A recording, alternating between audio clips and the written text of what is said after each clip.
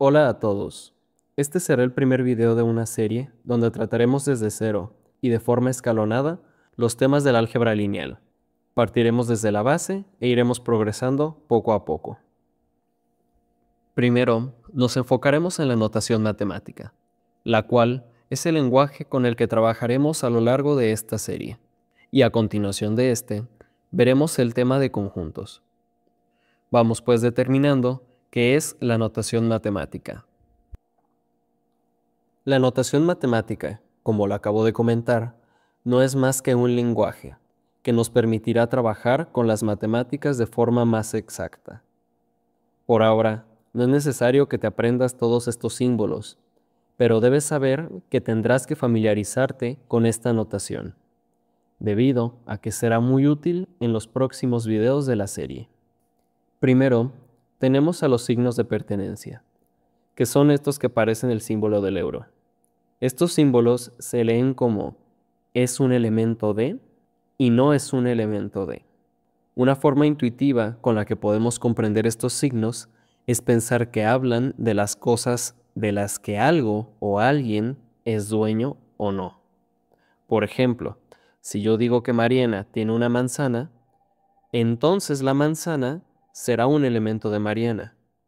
Y un plátano, por ejemplo, no será un elemento de Mariana.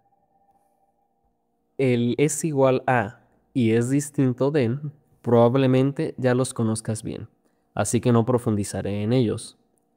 Tampoco profundizaré en el menor que y el mayor que, ya que probablemente ya los sepas utilizar. Y cuando hablamos de menor o igual que, o mayor o igual que, la única diferencia es que estos los podremos utilizar aun cuando los elementos que estamos comparando sean el mismo, a diferencia de los que no tienen el igual que. Por otro lado, estos símbolos de la derecha probablemente no los hayas visto antes, ya que se suelen utilizar en demostraciones o propiedades.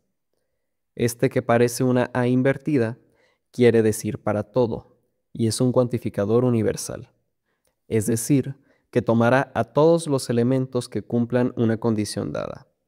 Por ejemplo, yo puedo decir que una gota de agua mojará para toda gota de agua. Es decir, que no importa de qué gota de agua estemos hablando, esta siempre mojará. El símbolo que parece un palito, que a veces también se utiliza un poco inclinado como si fuera una diagonal, quiere decir tal que. Este símbolo sirve para restringir un elemento genérico a ciertas condiciones. Se entiende un elemento genérico como cualquier cosa y solemos utilizar la letra X para denotarlo. Por ejemplo, hace un momento estábamos hablando de gotas de agua. En este caso, podríamos referirnos a esta expresión de esta forma, la cual se leería de la siguiente manera. Para toda X, tal que X sea un elemento del conjunto gotas de agua, X mojará. A ver, aquí vamos por partes. Lo primero es ver que tenemos un conjunto, que explicaré enseguida, pero por ahora solo hay que comprender que este conjunto es como una bolsita que tiene dentro todas las gotas de agua que existen en el mundo. Y tenemos el símbolo de pertenencia. Esto quiere decir que X está dentro de la bolsita y que había en la bolsita gotas de agua. Ahora, del otro lado de la expresión, tenemos el cuantificador universal. Esta parte se lee como para todo X. Entonces, ¿qué quiere decir esto? Pues que si tú tomas cualquier X que cumpla con la propiedad de estar dentro de la bolsita que tiene solo gotas de agua, esta X, que por lógica deberá ser una gota de agua, mojará. Si esto no quedó claro, regresa el video las veces que necesites. Pero lo que debe quedar claro es que el palito tal que pone una condición y dice, si para todo X, pero X tiene que ser así y solo así. Ahora, vamos con esta que está como medio rara y volteada. Esta chueca significa existe y se refiere a que en algún lugar hay algo que cumple cierta propiedad. Por ejemplo, yo puedo decir que para el 5 existe un número que al sumarlo a 5 da 0, que en este caso es el -5. Y a su vez tenemos la negación, es decir, que no existe. Por ejemplo, no existe ningún número que multiplicado por 0 dé 1, ya que cualquier número multiplicado por 0 será 0. Bueno, ahora los puntitos. Estos se utilizan en las demostraciones y se leen por lo tanto y por qué. Se utilizan respectivamente antes o después de nuestra conclusión. Por ejemplo, podemos decir que para todo X, tal que X sea una gota de agua, X mojará. Por lo tanto, las gotas de agua mojan. Esta es una conclusión que sacamos de todo el enunciado anterior. Ahora, si lo hacemos al revés, diríamos, las gotas de agua mojan porque para todo X, tal que X sea una gota de agua, X mojará. Ya por último, tenemos el infinito. Este símbolo solo significa que podemos seguir y seguir de forma indeterminada. Y bien, pues estos son la mayoría de símbolos que estaremos utilizando durante la serie. Ahora hay que seguir con el siguiente tema de este video. Así que vamos determinando qué son los conjuntos. De forma intuitiva, habíamos dicho que un conjunto es como una bolsita, donde guardábamos cosas. Pero decir bolsita no es muy formal de nuestra parte, y si algún matemático de verdad me está viendo, probablemente se ponga a llorar cada vez que digo bolsita. Así que, por la salud mental de Cantor, vamos a definirlos como Dios manda. Entonces, formalmente se dice que un conjunto es una colección de elementos los cuales están bien definidos por una característica común. ¿Se acuerdan del símbolo de pertenencia? ¿Ese que parece el euro?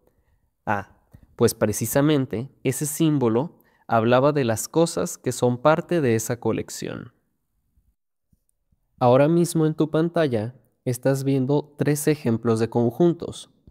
Un conjunto de frutas, un conjunto de animales y un conjunto de medios de transporte. Son colecciones y la forma en la que definimos sus elementos es una característica común. Y podríamos decir, por ejemplo, que la pera es un elemento del primer conjunto y que la sandía no es un elemento del segundo conjunto. Pues de forma escrita, estas colecciones se denotan con corchetes, entre los cuales se definen los elementos que pertenecen a ese conjunto, los cuales idealmente estarán separados por comas para poder distinguirlos los unos de los otros. Y para ponerle nombre a este conjunto, lo haremos mediante una igualdad, la cual generalmente siempre será una letra mayúscula. En este caso, nuestro conjunto tomará el nombre de A. Y los elementos serán elemento 1, elemento 2, elemento 3, etc. Bien, pues como había comentado, un conjunto no es solamente una colección, sino que es una colección cuyos elementos están bien definidos. Y para que estos elementos estén bien definidos, tenemos 2 opciones. La primera, dar una lista con todos y cada uno de los elementos del conjunto, lo cual puede ser útil para conjuntos pequeños o que son recursivos. O, segunda opción, dar una o varias propiedades comunes entre todos los elementos del conjunto. Por ejemplo, aquí tenemos el conjunto A, que tiene los elementos 2, 4, 6 y 8. La forma en la que podemos definir los elementos de este conjunto puede ser mediante una lista, la cual contendrá a cada uno de los elementos en el conjunto, que es la primera forma en la que aparecen. Tomamos los elementos, el 2, el 4, el 6 y el 8, y decimos que esos elementos pertenecen a A. La otra forma en la que podemos definir los elementos de A es mediante una regla, la cual muestrará las propiedades comunes entre todos los elementos. En este caso, la regla que define los elementos sería X tal que 0 sea menor que X sea menor que 10 y X sea un elemento del conjunto que contiene a los números pares. Y puede que ahora, y con justa razón, te estés preguntando, ¿por qué deberíamos de definir los conjuntos de la segunda forma, si es mucho más difícil tanto de leer como de escribir? Bueno, pues en este momento que estamos trabajando con conjuntos finitos, es muy fácil escribirlos. Pero ¿qué me dices si te pido el conjunto de todos los números múltiplos de 3? Si intentas escribirlos uno por uno, nunca terminarías. Por otro lado, definirlos mediante una regla sería tan fácil como decir que el conjunto A es igual a todos los X, tales que X entre 3 sean números enteros. Y debido a que a lo largo de esta serie estaremos trabajando con conjuntos que en su mayoría serán infinitos, trabajaremos mayoritariamente con la definición por reglas y propiedades, es decir, la segunda forma. Ahora, hay notación que no te había explicado al principio del video. Esto debido a que era necesario que conocieras el concepto de conjunto. Pero ahora que ya lo conoces, podemos avanzar. Estos dos símbolos quieren decir es subconjunto de y no es subconjunto de. Bueno, en realidad este símbolo se leería de otra forma, pero como no vamos a profundizar en el tema, quedémonos simplemente con la palabra subconjunto. Un conjunto va a ser subconjunto de otro cuando esté formado por los elementos por los que está formado este. Por ejemplo, en esta imagen tenemos 4 conjuntos: A, B, C y D. Nosotros podemos decir que B es subconjunto de A, porque B está formado exclusivamente por elementos que están dentro de A. A su vez, podemos decir que C es un subconjunto de A, por la misma razón. Está formado única y exclusivamente por elementos que son parte de A. Pero no podemos decir lo mismo con D. Esto debido a que D está formado por el elemento 1, 2 y 4. Pero en el conjunto A no existe el elemento 4. Por lo tanto, D no es un subconjunto de A. Otro símbolo especial dentro de la notación es este, que no hay que confundirlo con un 0. Este símbolo representa el conjunto nulo o conjunto vacío, el cual, como su nombre lo indica, es un conjunto que no tiene elementos dentro de él. Además, este conjunto cuenta con una propiedad, y es que si A es un conjunto cualquiera, el conjunto nulo siempre será subconjunto de A. Esto para cualquier A. Bueno, ahora, algo que no había contado hasta ahora es que dentro de los conjuntos los hay de dos tipos: los ordenados y los no ordenados. Por ejemplo, si considero que los conjuntos A y B son no ordenados, únicamente debo fijarme en si los elementos de A y B son los mismos, por lo que en este caso serían ambos dos conjuntos idénticos. Pero en caso de que estemos hablando de que A y B son conjuntos ordenados, estos no serían iguales, ya que cada posición debe tener exactamente el mismo elemento. Y ya para terminar, existen algunos conjuntos especiales, los cuales tienen nombre y letra propia, ya que se suelen utilizar mucho dentro de las matemáticas. Algunos de estos conjuntos son los números naturales, los números enteros, los números racionales, los reales y los irracionales. Y en pantalla estás viendo la definición de cada uno de estos. El primer conjunto son los números naturales, que son los que utilizamos para contar. 1, 2, 3, 4, etc. Hay tantos como necesitemos. Luego siguen los números enteros, que están formados por los naturales, el 0 y los negativos. Después tenemos los números racionales, los cuales se pueden expresar como la división entre dos números enteros. Luego tenemos los números reales, que abarcan desde el menos infinito hasta el infinito.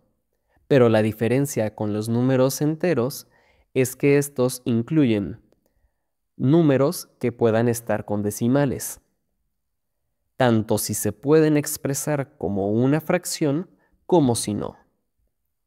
Y por último tenemos a los irracionales, que son todos los números reales si no tenemos en cuenta a los racionales. Bien, pues eso ha sido todo por el video de hoy. Si tienen alguna duda, la pueden dejar en los comentarios. Yo trataré de estar respondiendo a todo lo que comenten. Ya sin más me despido y recuerden que entre mejor determinado, mejor memorizado.